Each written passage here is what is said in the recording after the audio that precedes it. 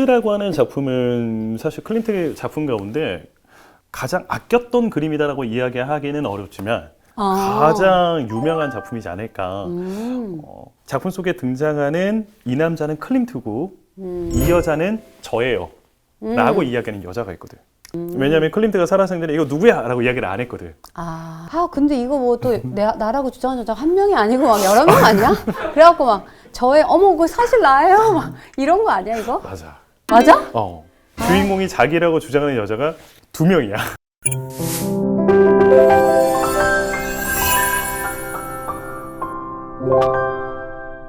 우아한 이야기를 우아하게 나눠보는 시간. 저는 미술 읽어드리는 남자 도슨트 이창용이고요. 네, 저는 한가인입니다. 반갑습니다. 매주 출연해 주시는 우리 가인님 너무 감사드립니다. 이 시간을 빼놓고 있습니다. 제가 스케줄에서. 오늘은 여기 딱 화면에 나와 있는데 클림트 이야기를 좀 나눠볼까 하는데, 누나가 생각했을 때 비싼 그림은 어느 정도 할 것 같아? 비싼 그림? 기준은 우리나라 작품 기준. 우리나라 작품 기준 진짜 비싼 한 100억? 100억. 너무 비싼가? 아니 보통 내가 이 질문을 여기저기 가서 많이 하는데 보통 50억을 잘 안 넘거든. 그래? 좀 확실히 스케일이 좀 다르셔. 어느 기사나 이런 데서 보면 100억이 넘는 뭐 내지는 해외권은 막 뭐 1000억 가까이 되는 뭐 이런 것들도 본 기억이 있는 것 같아서. 100억이 살짝 넘는데 최근에 이제 기록이 바뀌었거든.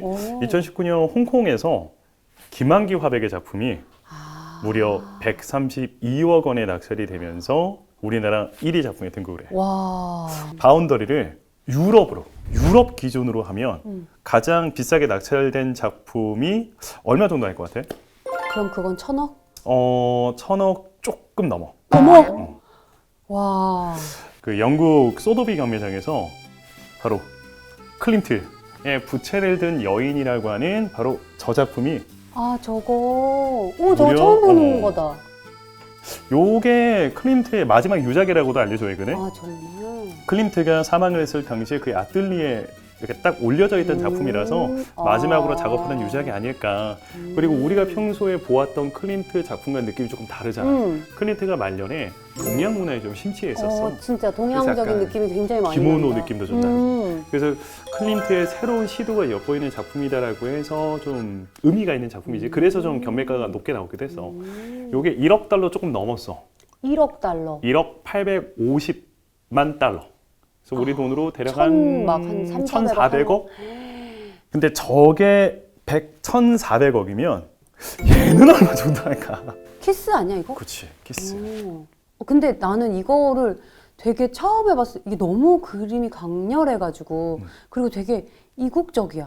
한 번 보고서 너무 도대체 이 화가는 누구지? 라고 해서 찾아봤었던 것 같아요. 어릴 때. 키스라고 하는 작품은 사실 클림트의 작품 가운데 가장 아꼈던 그림이다라고 이야기하기는 어렵지만 가장 유명한 작품이지 않을까. 근데 이 작품이 좀 이야기가 되게 좀 많은 이유가 이 작품은 아마 클림트의 자기 이야기를 담아낸 작품이 아닐까라고 이야기를 보통 하고 있어. 왜 그러냐면 작품 속에 등장하는 이 남자는 클림트고 이 여자는 저예요 라고 이야기하는 여자가 있거든.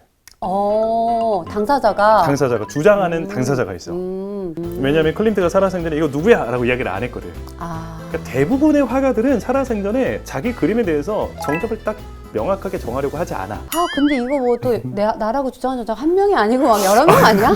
그래갖고 막 저의 어머 그거 사실 나예요? 막 이런 거 아니야 이거? 맞아? 주인공이 자기라고 주장하는 여자가 2명이야. 어머 어떡하냐. 그래서 문제가 되는 거야. 만약에 한 명밖에 없었으면 그냥 이 그림은 이런 내용이겠구나 라고 이야기를 그냥 하고 그냥 끝냈을 텐데 여자가 2명이야. 그리고 그 둘 중에 누가 이 작품의 주인공이냐에 따라서 이 작품의 해석은 완전히 달라져. 그래서 오늘 우리는 클림트의 작품 속에 등장하는 이 키스라는 작품 속에 등장하는 여자가 도대체 누구인지를 이야기하면서 클림트의 여자 이야기를 좀 해볼까요? 재밌겠다. 흥미로운 이야기인데? 정말 어쩌다 보니까 저는 계속 누나하고 지금 연애 이야기만 하고 있는데 근데 진짜 화가들이 거의 이제 뮤즈가 굉장히 중요했었고 그들의 이 연애 스토리와 작품과 너무 밀접한 관련이 있으니까 아무래도 화가들 입장에서는 예술가들 입장에서는 맞아. 가장 많은 영감을 영감을. 얻는 게 뮤즈잖아. 그러다 보니까 그 예술이라는 미명하에 수많은 여자들과 사랑을 나누고 그 안에서 뭐 상처도 있고 뭐 여러 가지 뭐 사연들도 만들어지고 재미난 그걸 또 작품으로 에피소드도 많아지지. 승화하기도 하고 근데 클림트는 굉장히 좀 독특한 연애를 했던 사람이라서 오늘 클림트의 그 파란만장하면서도 가슴 아프면서도 한쪽으로는 이해도 잘 되지 않는 그 클림트의 여자 이야기를 좀 나눠볼까 하는데 그 두 명이라고 주장하는 여자는 크게 아델레 블로바우어라고 하는 여자와 에밀리 플레게라고 하는 두 명의 여자예요. 아델레 에밀리 아델레, 에밀리. 우선은 아델레라고 하는 여자를 먼저 좀 이야기를 해보자면 이 아델레라고 하는 여자는 일단은 유부녀였어. 시작부터 좀 세지? 막장이 벌써 시작되네. 근데 이 여자는 남편이 페르난디라고 하는 남자로서 그때 당시 유태인 출신의 성공한 사업가였었고 클린트의 후원가기도 했어. 클라이언트의 와이프를 그렇지. 클라이언트의 이제 와이프인 거지. 하하. 근데 남편하고 나이 차이가 한 18살 정도 났었거든. 그러니까 워낙 클린트가 잘 나가는 화가다 보니까 그때 당시 부인들이 클린트한테 초상화 이제 의뢰하는 게 좀 유행이었었어. 그때 당시 이 페르난디라고 하는 남자는 자기보다 18살이나 어린 부인을 새롭게 이제 맞이를 하게 되고 그러다 보니까 자기 부인한테 해주고 싶은 게 너무 많을 거 아니야. 그러다 보니 당시 최고의 화가였던 클림트에게 초상화를 의뢰하게 되는데 이때 그림을 그리면서 두 사람이 눈이 맞았던 것이 아닐까라고 이제 추정을 하는 거지. 그리고 두 사람의 이제 불륜은 무려 12년간 이어졌던 것으로 이제 추정을 하는. 아델레? 와. 두 사람이 정말 많이 좀 사랑을 했던 것 같기는 해. 왜냐면 이거 다 설이야. 이거는 뭐 증거가 있을 수는 없으니까 기본적으로 이렇게 생각을 하면 돼. 클림트가 여자의 초상화를 그렸다. 그럼 그 여자라고는 무조건 잡자리를 했다. 그러니까 클림트는 약간 좀 그런 성향이 있었던 사람인데 이건 클림트가 좀 남봉꾼이었다라고 생각을 하기보다는 그 세기 말의 유럽의 당시의 분위기는 이런 불륜이라든지 이런 외도라고 하는 게 사회적으로 좀 용인되는 분위기였어. 근데 보통 초상화를 그려주면 이름을 집어넣는 초상화는 보통 하나 그리면 끝나. 아델레는 그녀의 이름이 들어간 초상화가 2점이나 있거든. 그리고 그녀가 등장하는 아델레 블루어의 초상의 첫 번째 버전을 모든 사람이 다 알고 있는 바로 저 왼쪽 편에 있는 저 그림. 아, 저거야. 그 영화로도 굉장히 유명한 우먼인 골디. 근데 진짜 얼굴이 닮았다. 그치. 온통 금박으로 가득 채워져서 황금의 여인이라는 별명을 갖고 있기도 한 작품이기도 하고 저 작품 같은 경우에는 한 4년에서 7년 정도 제작 기간이 걸렸을 것으로 추정을 하고 있어. 근데 보통 클림트가 그림을 그릴 때 오래 걸리기는 했었는데 저 작품은 유독 오래 걸렸었던 이유가 두 사람의 관계가 불륜이잖아. 그러니까 아무리 그때 당시 사회적으로 애인 한두 명이 있는 게 흔히 아니라고는 해도 너무 대놓고 만나기 좀 그렇잖아. 만날 핑계를 대고. 그렇지. 저 오늘 클린트 씨랑 그림 좀 그리고 올게요 라고 하면 자연스럽게 두 사람이 만나가지고 좀 사랑을 나누었던 것이 아닐까. 그리고 이 관계를 좀 편안하게 계속 유지를 하기 위해서 좀 오랫동안 좀 이 그림을 그렸었던 것이 아닌가라고 추정을 하는 거지. 근데 여기서 좀 궁금한 건 그때 당시 이 아델레라고 하는 연어는 뭐 얼굴 보면 알겠지만 뭐 괜찮은 것 같아. 그리고 돈도 많은 여자야. 그렇다면은 나이도 젊어. 그렇다면 클림트를 제외하고도 정말 마음만 먹었다면 다양한 남자들을 만날 수 있었을 것 같은데 12년이라는 시간 동안 클림트와 사랑을 나누었다라는 건 분명 이 남자가 좀 어떤 우리는 알 수 없는 그런 매력을 갖고 있었던 것이 아닌가. 누나 생각했을 때 클림트는 어떤 매력이 있었던 남자일 것 같아? 근데 그림들이 조금 약간 에로틱하거든? 약간 에로틱하고 좀 자유분방했을 것 같아. 그냥 그림만 놓고 봤을 때는. 왜냐면 이런 컬러 사용하는 것들도 굉장히 이렇게 자주 잘 사용하지 않는 조합들을 막 이렇게 해놓은 걸 보면 뭔가 이국적인 약간 야생마 같은 그런 이렇게 좀 자유로운 영혼을 가진 화가였을 것 같은 그냥 그림만 놓고 봤을 때는. 클림트를 만났던 여자들의 나중에 훗날 인터뷰들을 보면 하나같이 하는 말들이 있어. 카리스마 넘치는 남자였다. 그러니까 어떤 여자 같은 경우에는 클림트를 장군님이라고 불렀대. 우리의 대통령 이렇게 불렀었대. 되게 강한 사람이요. 남성미가 좀 굉장히 강했던 것 같아. 그러니까 그런 남성미만 넘쳤던 게 아니라 매너도 굉장히 좀 좋았던 게 아닌가라고 추정도 좀 하거든. 왜냐면 아델레라고 하는 여자 같은 경우에는 남겨져 있는 사진이라든지 그림들을 보면 항상 특징이 있어. 이 여자가 항상 사진도 보면 오른손을 가려. 기록에 따르면 이 여자가 어린 시절 사고로 인해서 그 오른손의 중지에 장애가 있었대. 자기 나름대로는 굉장히 컴플렉스였을 거야. 그래서 아마 그때 당시 클림트는 이 여자의 그런 상황을 이해하고 그림을 그릴 때 자연스럽게 이 단점을 가려주거나 아니면 이것을 오히려 더 우아하게 표현할 수 있는 포즈를 저렇게 만들어 주었었던 것이 아닌가. 그러니까 내가 가장 꺼려하고 나의 가장 단점을 아름답게 꾸며주는 남자. 그러니까 이거는 가르쳐 준다고 되는 게 아니잖아. 그치. 카리스마가 있으면서도 배려심도 있는 약간. 그리고 그 중에서도 가장 오랜 관계를 유지했던 사람이 또 이제 아델레다 보니까 그녀와 관련된 작품들도 굉장히 좀 많이 남겨져 있거든. 보통 아델레 블로어의 초상 2점 이외에도 클림트의 또 다른 대표작인 유디트라는 작품 속의 주인공도 바로 아델레라고 현재 추정을 하고 있어. 저게 또 진짜 아델레 얼굴이다. 얼굴만 봐도 아델레이기도 한데 또 다른 증거가 작품 속에 등장하고 있는 액세서리. 귀금속으로도 그 증거를 찾기도 하거든. 지금 유디트라는 작품 속에 등장하고 있는 여인이 착용하고 있는 목걸이, 목 장식하고 저기 똑같네. 아델레 블로어의 초상에 등장하고 있는 목걸이가 같은 목걸이로 현재 추정돼. 그러면 두 사람은 같은 사람일 것이다. 그렇다면 유디트도 모델이 아델레 블로어가 아니겠느냐라고 추정을 하는 거죠. 그렇구나. 근데 유디트는 들어본 적 있어? 유디트. 근데 저 그림은 굉장히 친숙한데. 교회 다니시는 분들, 기독교인한테는 굉장히 좀 친숙한 여자야. 그래. 이 여자가 성서 속에 나오는 여자거든. 구약 성서에 나오는 여자로 그 이스라엘을 지켜낸 구국의 영웅. 그러니까 이스라엘이 과거에 아시리아의 침공을 받게 되었을 때 함락 직전의 위기에 처하게 되는데 이때 과부였던 미망인이었던 유딧이 적장으로 들어가 홀로페르네스라고 하는 총사령관의 침소에 들어가.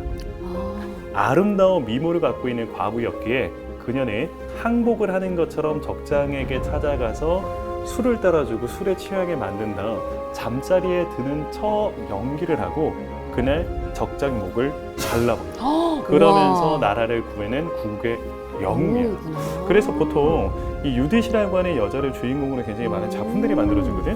보면은 이런 느낌이에요. 그래. 맞아. 이렇게 보통 뭐 영웅이면은 보통 이렇게. 근데 아까 건 되게 뭔가 에로틱하고 뭔가 원초적인 느낌이 되게 많이 나서. 분위기가 너무 달라.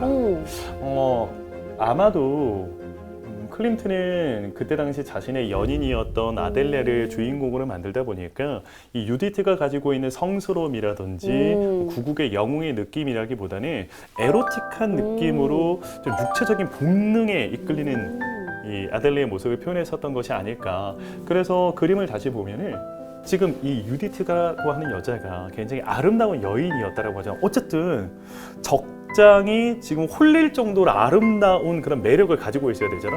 그래서 그런 그 여성으로서의 육체적인 매력을 굉장히 부각시키는 눈빛 봐. 정말 되게 내세적인 표정을 짓고 있고 지금 성녀임에도 불구하고 시스루에 가슴이 다 비치는 옷을 입고 심지어 지금 우측 하단을 보면 뭔가 이상한 게 보여. 어머, 저게 머리인가 봐. 어머. 머리. 적장 홀로페르네스의 목을 베고 그 목을 지금 손으로 들고 있는데 손길을 봐. 나는 이 그림의 하이라이트가 저 손길이라고 보거든. 지금 적장의 목을 자르고 그 목을 들고 있는 거야. 근데 그 손길을 보면 손길이 어때 보여? 부드럽게 잡고 있는 것 같아. 그치. 이게 강렬한 이런 느낌은 그치. 아니야. 뭔가 사랑하는 연인의 머리를 쓰다듬는 감싸고 듯한 있는 것 같은 그런 느낌? 느낌이잖아.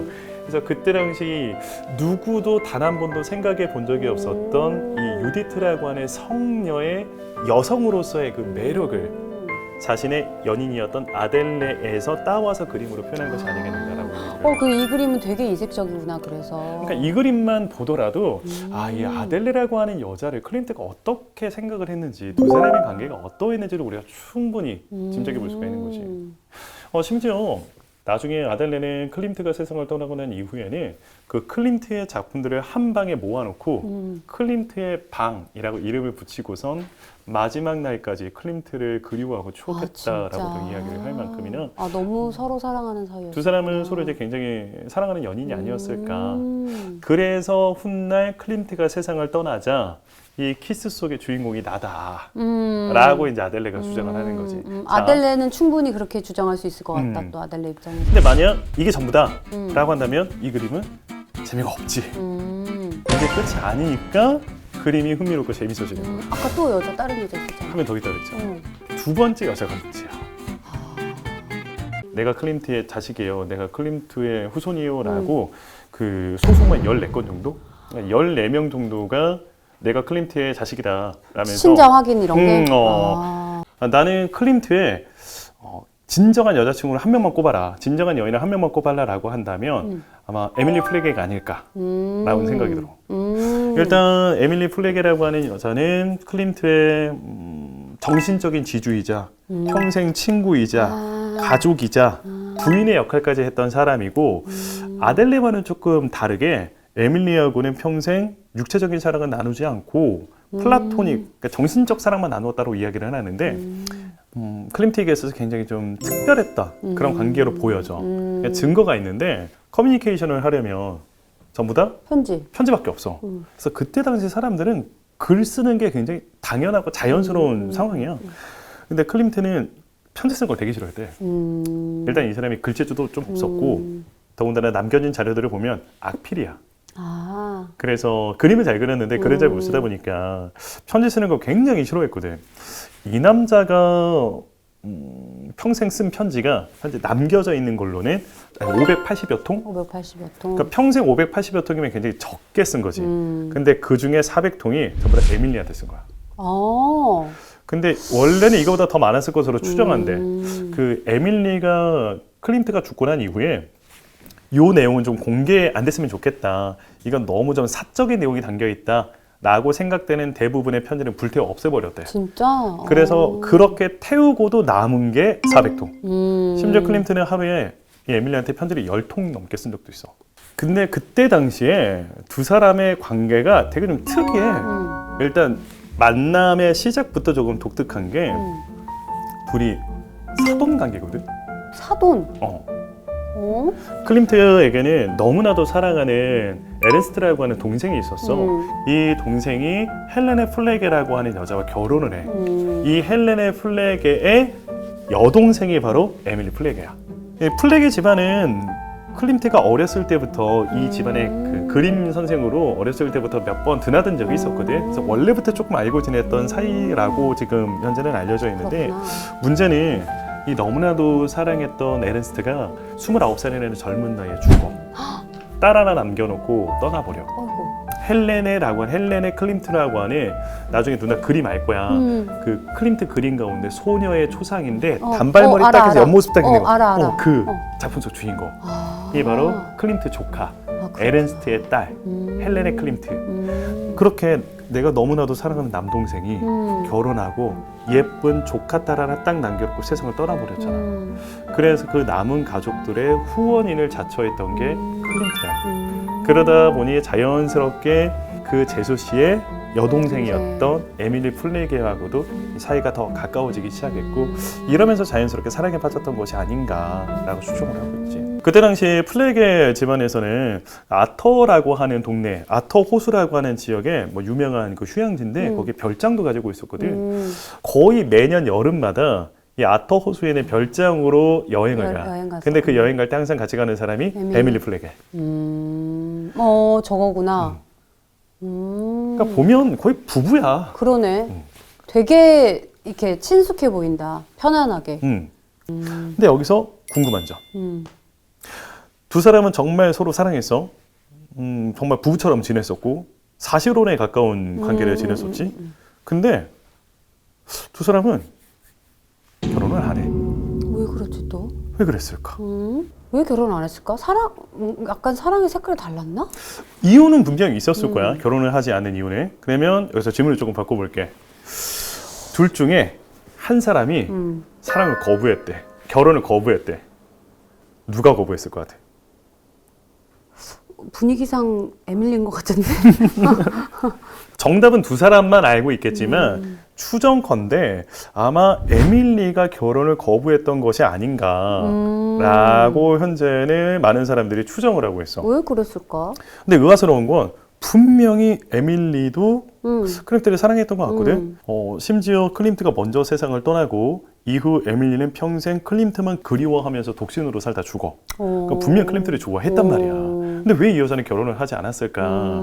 이유는 당시 에밀리 플래그는 빈에서 디자이너로서 자매 의상실을 오픈을 해서 디자이너로서 활동을 하면서 잘 나갈 때는 재봉사를 100명 이상 둘 정도로 굉장히 성공한 디자이너였구나. 성공한 사업가였었고 그때 당시 샤넬처럼 여성이 편안하게 입을 수 있는 옷을 디자인해서 판매를 하기도 했었고 여성 인권 신장에 굉장히 많은 도움을 주는 옷들을 많이 발표하기도 했었고 이 여자는 사업가로서도 굉장히 성공했었던 여자였어. 그런데 문제가 뭐냐? 클림트는 당대 오스트리아 최고의 화가야. 만약에 에밀리가 클림트와 결혼을 하게 된다면 이 여자는 남은 인생을 에밀리 플래게가 아닌 마담 클림트로, 그럴 수 있겠다. 클림트의 부인으로 평생을 살아야 되는 거잖아. 그래서 아마 그런 사업가로서의 커리어를 계속 유지하기 위해서 클림트와 결혼을 거부했었던 것이 아닌가라고 추정을 해. 여기에 대한 근거가 있는데 클림트는 화가잖아. 사랑하는 사람한테 뭘 해주고 싶을 것 같아? 그림 그려주고 싶지. 얼마나 그려주고 너무 싶겠어? 그려주고 싶어. 너무 그려주고 싶잖아. 심지어 불륜 관계였던 아까 그 아들레도 그림 얼마나 많이 그려줬어. 정말 영혼을 갈아 넣어서 혼신을 다해서 그렸을 거라고 난 생각해. 너무 사랑하는 여자니까. 그렇게 아름다운 그림을 딱 그려서 에밀리에게 보여줬는데 에밀리가 그림 보자마자 뭐라 그랬을 것 같아? 이게 나야? 뭐 이런 거? 정확해. 진짜? 그게 나라고? 하이. 다시 그려줘. 어머. 라고 얘기해. 다시 그려줘? 다시 그리라고. 마상이다, 마상. 그치. 클림트는 그때 당시 유럽 최고의 화가여서 오스트리아 넘버 원이야. 근데 그런 화가한테 마음에 안 든다고 다시 그려오라고 시켜. 와. 그럼 이걸 보면 물론 연인 관계에 뭐 이걸 따지기는 좀 그렇기는 하지만 우리는 아니라고는 외치지만 항상 있잖아. 상하관계가 있지. 그치. 모든 관계엔 상하관계가 있어. 클림트와 에밀리의 관계는 무조건 에밀리가 무조건 위였었던 것 같아. 그렇게 두 사람이 사실혼 관계만 유지하고 결혼을 하지 않았던 것도 이건 분명히 에밀리가 허락을 안 해준 거다라고 우리가 의심을 해볼 수가 있는 거지. 그러네. 자, 그러면 이 상황에서 클림트의 마음이 어떻겠어? 애가 닳지. 그치. 아니, 얼마나 애가 타겠어.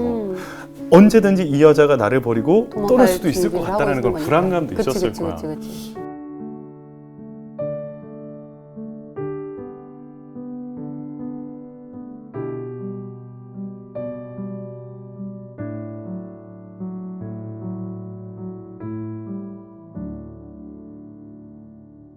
그렇다면 만약 클림트의 키스라는 작품 속의 여주인공이 에밀리 플래그라면 요 가정으로 그림을 다시 본다면 혼자 구애하는 것처럼 보여. 여자 별로 좋아하지도 않아. 약간 그런 느낌이 있네. 그림이 완전 달라져 보이죠. 여자 표정도 그렇고 보니까 좀 아까는 사랑스러운 것 뜨뜨미지근한 것 같고 나는 그리고 이 그림에서 되게 눈에 좀 띄는 게 이런 발쪽을 되게 뭐랄까 컬러랑 이런 게 여기가 되게 좀 뭔가 분명히 의도가 있을 것 같은데 침침하다고 해야 되나? 이거 뭐라고 표현해야 돼? 여기가 좀 참고로 여기는 이제 꽃밭이고 여기는 이제 절벽인 거야. 그래서 약간 그런 느낌이 또 여기는 또 신화 속에 나오는 절벽인데 또 그분 유명한 바람둥이 제우스가 헤라와 사랑을 나눌 때는 온 들판에 이제 꽃이 피어오르고 절벽에도 꽃이 이렇게 가득 찼다라는 그 이야기에서 그 절벽이야. 거기에서 이야기가 이제 파생된 걸로 그래서 추정을 하고 황금비가 있고. 내리고. 그렇지. 이건 내 생각이야. 둘의 관계에서 항상 클림트가 을의 입장이었잖아. 우리 꿈에서는 항상 반대를 꾸잖아. 맞아. 나의 그 갈망을 맞아. 꿈에서 맞아. 해소하잖아. 꿈에서라도 마치 내가 제우스처럼 확 이렇게 이 여자를 확 끌어안고 사랑을 나누고 싶었던 그런 클림트의 욕망이 담겨져 있는 것이 아닐까라고 추정을 하지. 좀 정복하고 싶었구나. 그림 보면 누가 봐도 지금 남자가 다가서고 있잖아. 맞아. 왠지 여자는 지금 남자에서 야, 너무 세게 끌어안지 마. 좀 손 좀 떼봐. 좀 더워. 약간 이런 느낌처럼 보이기도 하고. 좀 뜨뜻미지근해 보여, 살짝. 끝자락에 지금 연인이 위태롭게 자리 잡고 있잖아.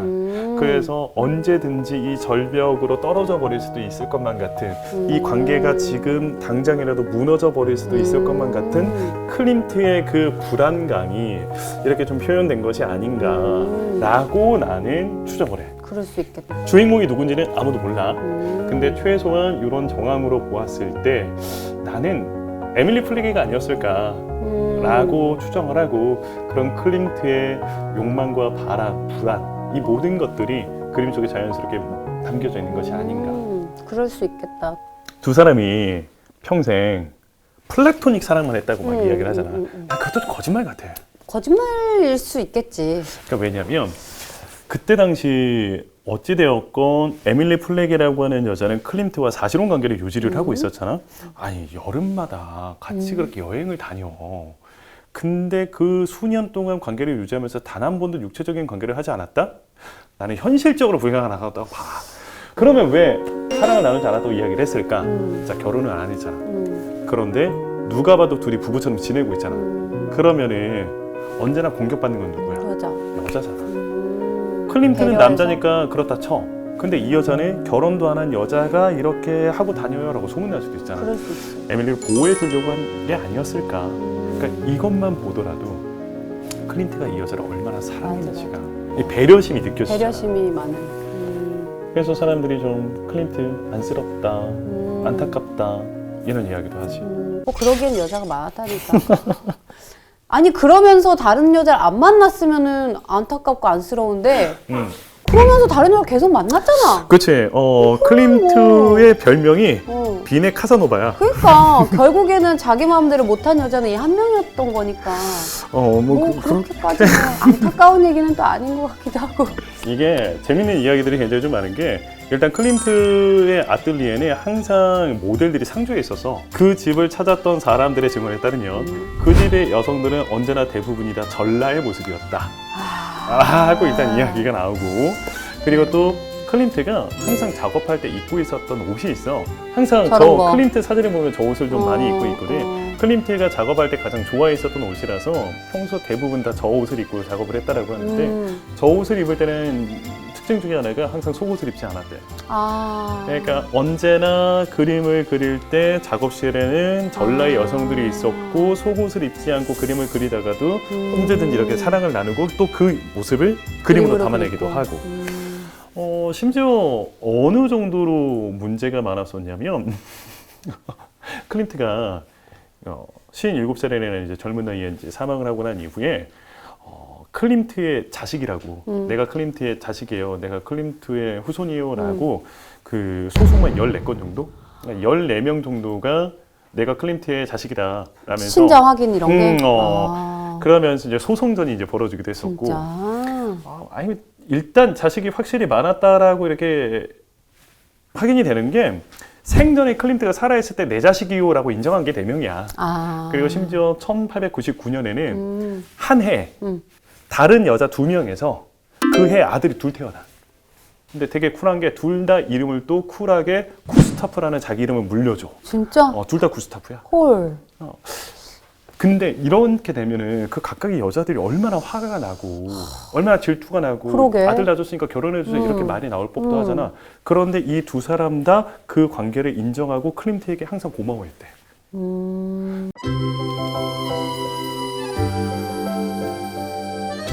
그러니까 클림트가 여자는 되게 많았지만 자기랑 사랑을 나누고 난 여자들한테는 언제나 그녀들이 편안하게 먹고 살 수 있도록 생활비 같은 것도 다 책임졌었고, 결혼은 하지 않았지만 아이가 태어나면 그 양육비도 살아있을 때 다 챙겨주고. 그 유명한 알마 말로, 구스타프 말로의 부인이었던 알마 말로, 그때 당시 오스트리아 빈의 최고의 사교계의 여왕이라고 불렸던 이 알마 말로도 구스타프 말로 만나기 전에 클림트하고 이제 약간 썸을 탔었지.